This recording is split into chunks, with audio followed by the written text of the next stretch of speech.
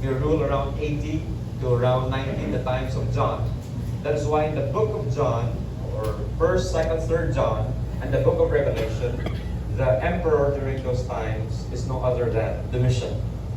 He used to literally separate the body parts of believers. In other words, nalipay sila yan ang pamatyon ng mga Kristohanon.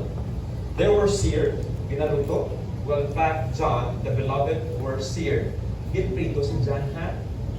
Ginpainom sa nilo, ginprito, nabuhi, abi nila patay na ginabuhi sa Patmos.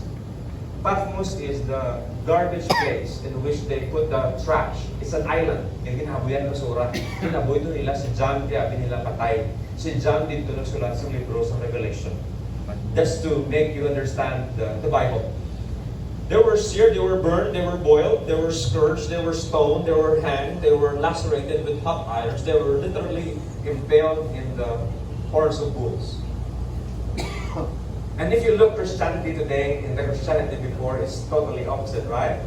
Today, Christians, gamay nawali sa pastor, sa ilang simbahan, gamay nga, happy ka, biya siya, kaya pinawalihan. Okay ka lang, bro. We have not yet been into this kind of Christianity in which the early church had experienced. The fourth persecution happened in 162 AD. Beheading starts to appear.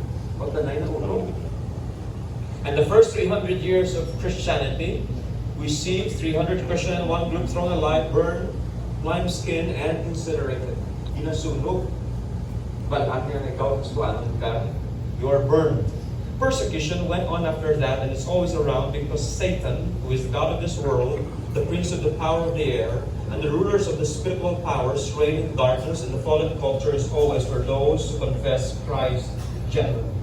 The moment you take allegiance to Jesus, you expect the world to hate you. That is why Christianity today is totally opposite. Christianity today is so friendly, quote unquote, to be friend of the world. You will already know and read the book of John. When you become a Christian, light and darkness cannot join together. When you love Jesus, you will become the enemy of the world. That is why in this premise, we see persecution even before until now. We see that just last couple of days. One man who just want to talk had been shot dead. And there would be many more to tell you. Madamo pa na, but relax lang. May hope man kita.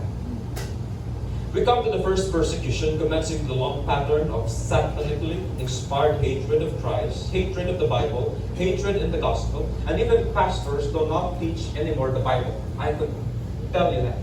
They are very good at inspiring people of this and that, of this and that, but not anymore teaching what the Bible talks about. Not, oh Lord have mercy. These leaders are not afraid to call politicians because they are friends of politicians because they receive money from politicians.